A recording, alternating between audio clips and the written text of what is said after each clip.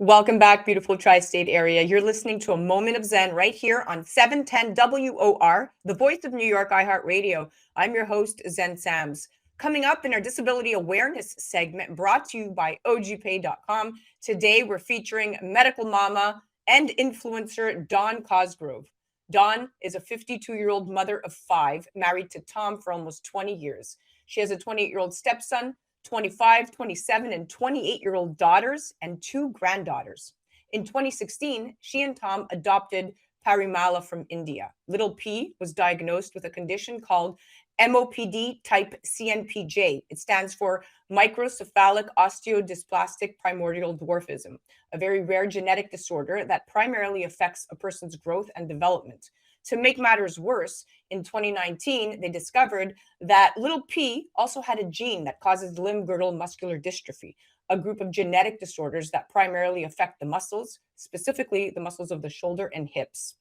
Dawn was a registered nurse for many years and worked with children who were medically fragile. Since adopting P, she tends to her care daily and chooses to not work outside the home. Today, she joins me to chat disability awareness, demystifying stigmas, raising awareness, and the importance of inclusion. Welcoming now to the show is the incredible Dawn Cosgrove. Welcome to the show, Super Mama. Hi, Zen. How are you? I'm doing great. So let's dive right in here. You are the true definition of mom. Can you tell us about your journey as a mother of 5 and grandmother, including your experiences as a stepmom, and why you and your husband, Tom, decided to adopt Pari at young 7 years old from India back in 2016? Oh, gosh. So, yeah, I have 3 bio daughters and separated from their dad. He had left. So I married Tom when his son was 10 and my oldest was 10 and the other ones were 9 and 7. So yeah, I mean, we already had our hands full with a blended family for sure. We had no intentions on adopting. It wasn't anything we ever spoke of, but we were doing missions work. We did some missions work in Guatemala. We had taken the children, really get them out there and see another part of the world and see how easy they have it. And then our pastor had suggested that we go to India for some mission work. And we were kind of against it, we really weren't feeling it. And, we said, well, we could pray on it and see what's going to happen. But we were actually going to Disney World that summer. And I was like, well, we don't really have the money to also go to India as well. And my husband received a check in the mail for $4,000 from unclaimed funds. So that was our exact airfare to India. Wow. So, yeah. So we were like, well, I guess we're supposed to be in India for sure. So being a nurse that works with special needs children, we had some people from our church that had gone to a special needs orphanage. And I said, well, I definitely want to spend some time there when we go. So we had done that and we were working there. And Primordial she was only 2 years old at the time, and she weighed 7 pounds and she was just wonderful. And the lady who ran the orphanage had asked us about adopting, and we were like, oh, no, we're good. We're good. Our kids are about to go into high school, all 4 of them, and then we're going to have some time to ourselves.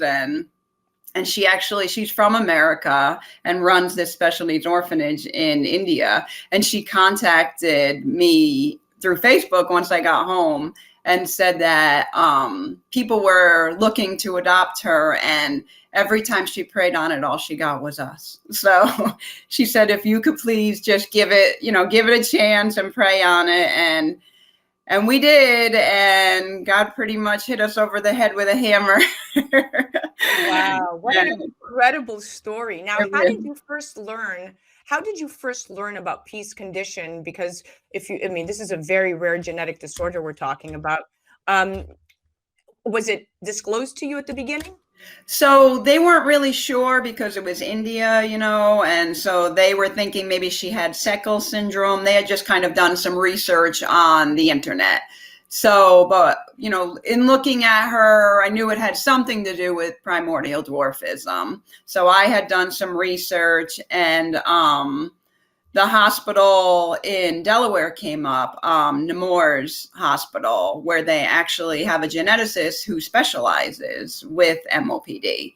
So I reached out to them, and they were like, okay, they're like, once the adoption is final, you know, you'll let us know and we'll set you up, you know, and we'll figure out exactly what she does have. So what are her current limitations, and what steps have you taken to provide the best possible care for her?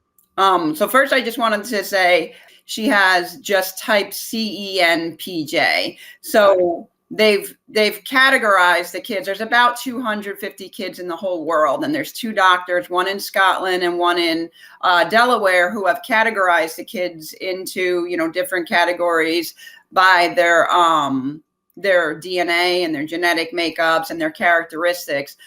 P doesn't fit into any of those. She's in her own category all by herself.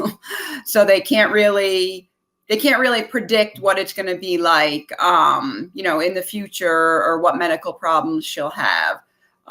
So her limitations, she is 14 years old, and she's currently 44.5 inches tall. Her head is smaller than a newborn baby's head. It's about 33 centimeters around. When she was born, she had a cleft palate, and they tried to fix that in India, but didn't do a very good job. So when she came home, we had the palate fixed immediately, and they did a wonderful job here. And so that has led to speech issues and, you know, other things. We're also, I mean, cognitive wise, we're not exactly sure where she lands. You know, obviously she has microcephaly, so that affects her cognitive ability. She has fused elbows. Her elbows are fused at about a 90-degree angle. So it's very hard for her to dress herself, or to put small foods in her mouth. She can use a fork and a spoon, and she can drink from a water bottle really well because it's big, so it reaches her mouth. So once she had a growth spurt and her arms grew so much, it was more difficult for her to be able to reach her face or her mouth or things like that.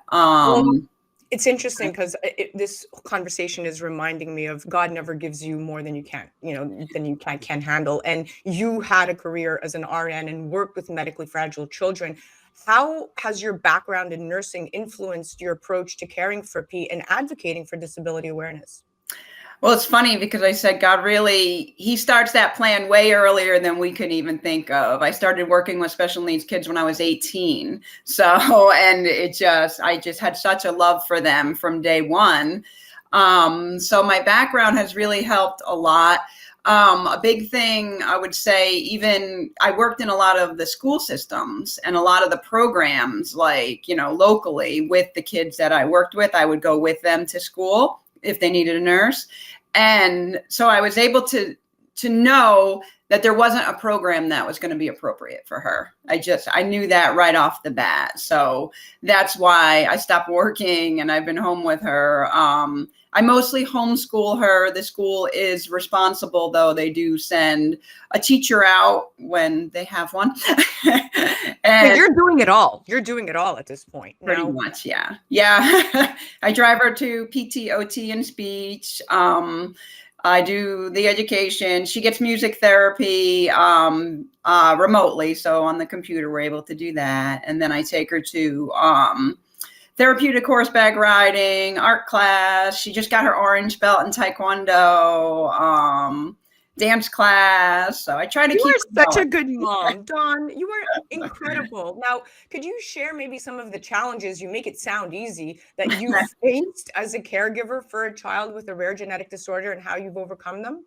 I would say the biggest challenge we have is medical appointments and just having to schedule all those medical appointments. That's probably the thing that stresses me the most. And as someone who's worked with medically fragile children and worked in their houses and became very close to the families, I have told them, and I've spoken to them frequently, and I said, I'm humbled. I never realized how much work it was. I have been so humbled to now be the mom of a special needs child with medical issues, because it's really overwhelming.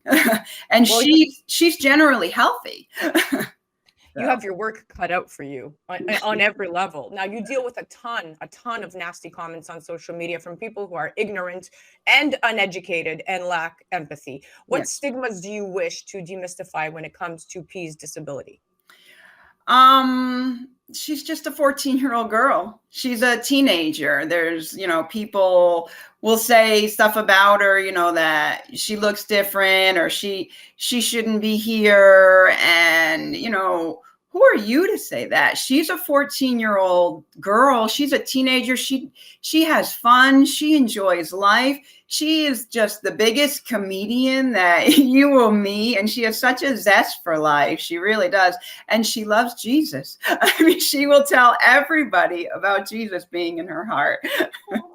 My heart is so full hearing that. And that warms my heart that she's so connected to a higher power. Now, as a mother, what advice would you give to other parents who are raising children with disabilities, especially those who may be feeling overwhelmed and isolated? I would say one day at a time.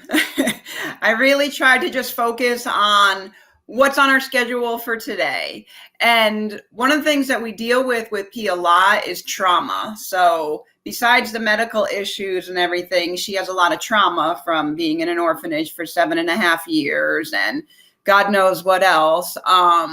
So I just have to do one thing at a time. And sometimes it's not even one day at a time. Sometimes it's 1 hour at a time. And when she's in that trauma season, I can't push her. I have to go with her. I have to be on the floor with her. And I have to just see, okay, what's going to make you feel better right now? School doesn't matter right now.